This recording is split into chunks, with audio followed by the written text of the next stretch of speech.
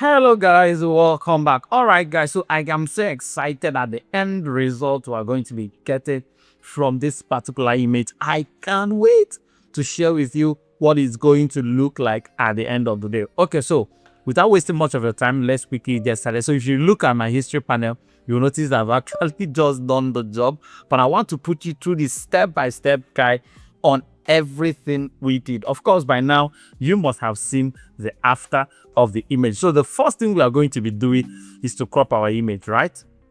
Because this is the background we are working with. I wouldn't want, a lot of wouldn't want a lot to be there. So let's just crop it. Okay, so I think I have a lot of space going on, so I will just have to switch back to my 4x5 and be able to properly crop it the way I want it to be. So I think this would work for me. Sorry, 4x5, 8x10. Okay, so this is it. Place this somewhere around here and push this up. Keep it somewhere around here. Press enter. We should have a good result at the end. All right, so the next thing I want to fix is the edges right here. So I'm just going to use my rectangular marker to make a selection and just stretch it out. Do the same thing over here and just stretch it out. So 1 minute, let me be sure we are recording. Okay, so now I'm going to use my clone stamp to remove that particular one right there. All right, almost done. So the next thing we need to do is to separate our object from our background. Very, very important. This particular step is very important, and you need to see the way I approached it, right? I didn't do it like the way I would normally regularly do it. So what I'm gonna do, I feel I need a little head through. So sorry. Let us give her a little head through. Yeah. Her head was almost getting too close to the edge of my canvas. So we are filling up. Beautiful. We can work with that. Minutes, let me turn this off so we don't get a call in. Okay, so the next thing I'm going to do is to make a selection of our object. Okay, so once our selection is made, right click and go to select inverse. Then you need to come close. No, we're not selecting inverse today, sorry. You need to go close and make sure that your selection is perfect. So I'll just add this area in and that should do the job. Nice one. Now, to avoid having white edges at the end of the day when we change the background, what I always do is I go to my select, go to modify. So because I am in the object, right, not in the background, I'm going to contract. To contract, I'll just contract by 3, just to pinch it in a little bit more. Now I can make a duplicate of my background, right click and go to layer via cut. So I have my object on a separate layer right here and my background on a separate layer. So I can turn these two off. You'll see what we have here. Now I need to fill this center up. So hold your control and reload this selection, right? Then stay on the background, go to select, go to modify. Now remember the first time we contracted, we brought it in. Now we want to expand, right? We want to push that selection out, because if I do a rough selection, I have done it so much, so sometimes I lose the shadows. So I do not want to lose the shadows at all, but I still want to fill that place up. So I think this technique actually retains the shadows more over time that I've noticed. So go to expand. Like now I'll be expanding by 20. So it gives us enough room to be able to fill it up and still did not take away a lot of our shadows. So I can go to fill, content aware fill. Now we should just clean it up and our shadow will still be exactly where it has always been.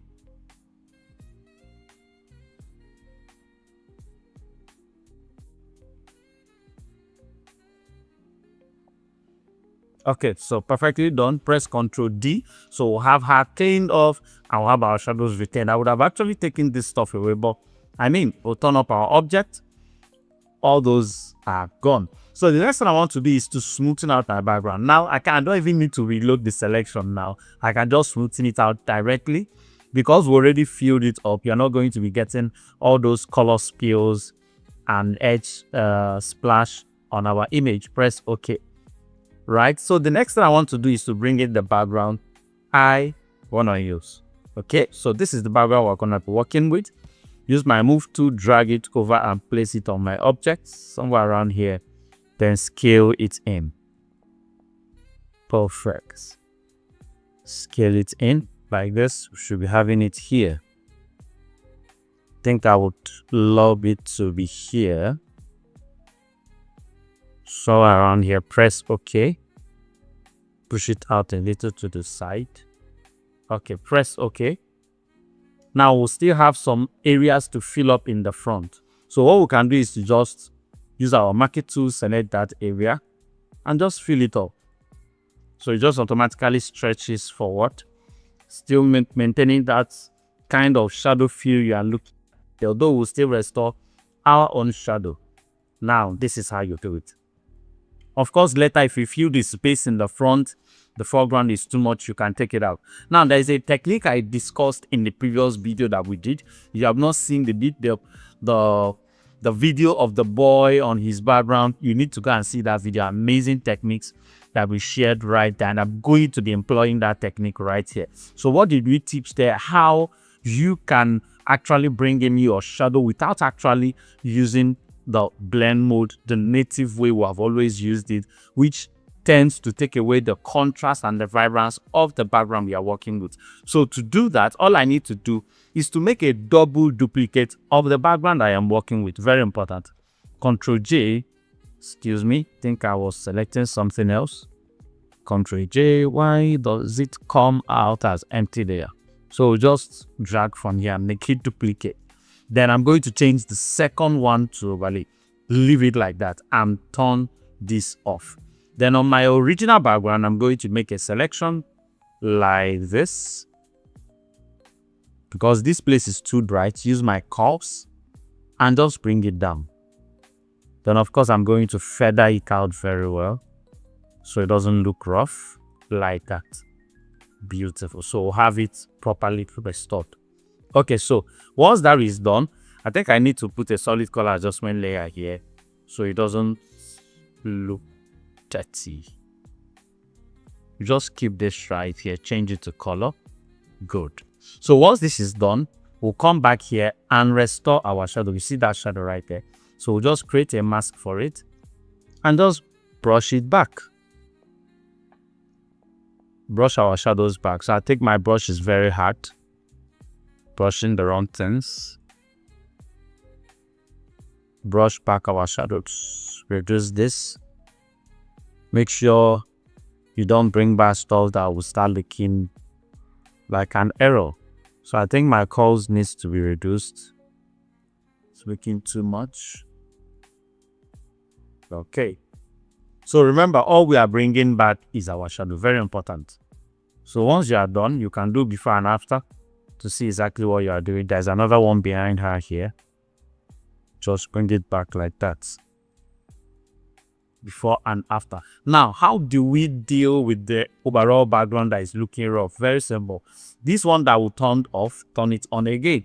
Now, remember, this is where, and we need to as well, yeah, this is where our shadow is. If I turn this off, this is where our shadow is. So all I need to do is just to create a mask and just restore the floor.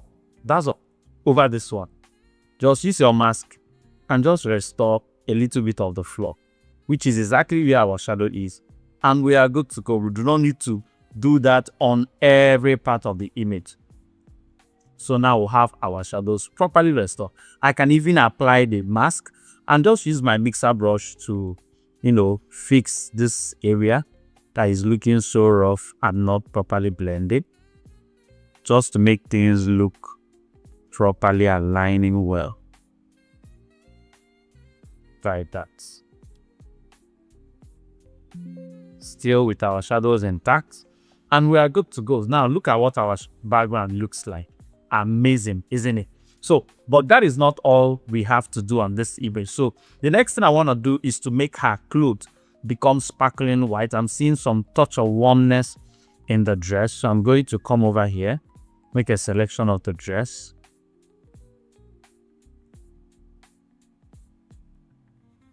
Just like that. So if you're using later versions of Photoshop, I think there is an option in the selections now where you can just, select the dress without having to go through it manually like this.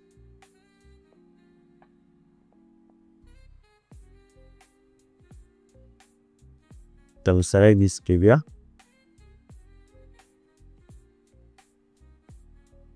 Good. So once the selection is gone, go to your hue and saturation and just desaturate it. Of course, you can keep it just on the object in case we have some spill out. So just brighten it up a little bit and we are good to go. So before, the after. Now, the next thing I want to do is her skin tone. I want to get her colors popping and all of that.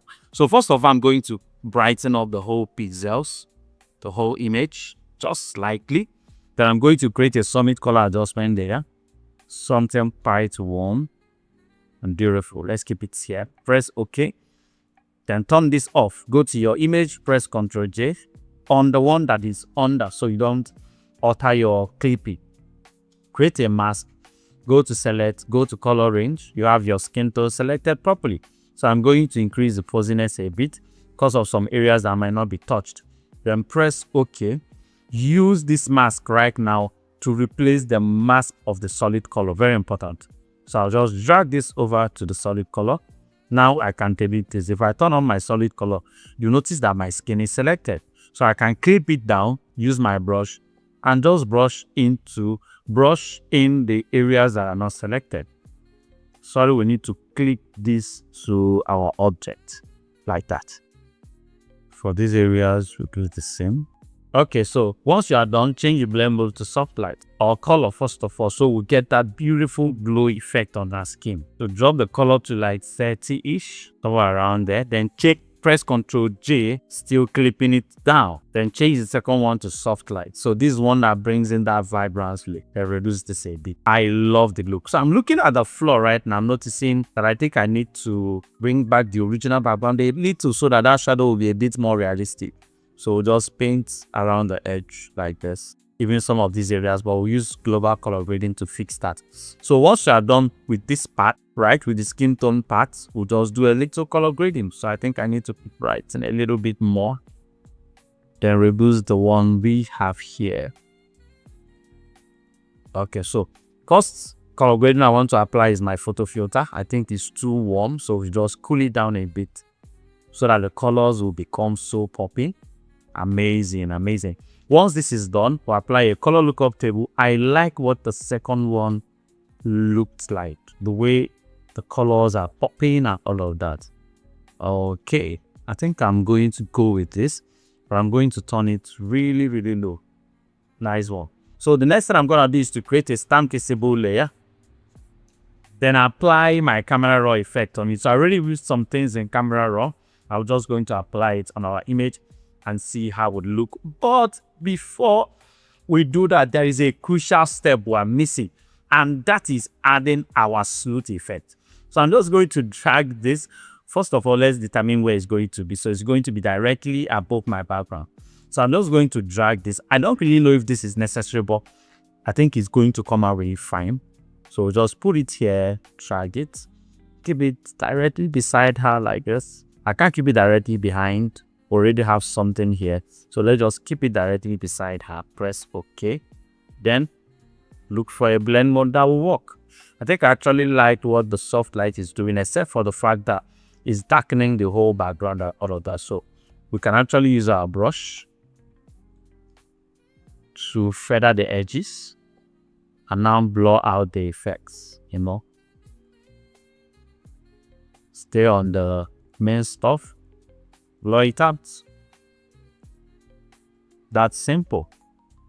So it's not distracting, but you are seeing that, you know, there is a compositive pattern. The branch will have here, this one over here, and she's right there in the middle. Now, once all of this is done, press Ctrl Shift Alternate E to create your stand visible layer. And I will apply my camera raw effect. So I think I have it here. If I apply it, it just kicks in on my image.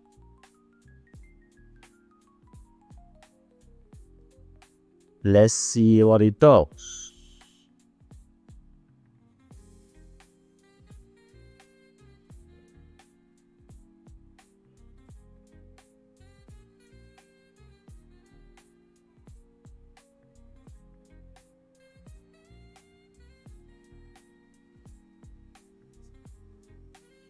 Good, good, good. I love this. This is the before. This is the after. Just a little kick of color in there, but looks absolutely amazing. So all I need to do is just to drop it down and we are good to go. So let me show you the overall before and after. This is the before, this is the after, this was where we got started, and this is the final result. Thank you so much for watching this amazing video. Do make sure you subscribe to our YouTube channel, and if you subscribe, click on the notification bell to get notified every single time we'll drop a new video. Until then, see you on the next one.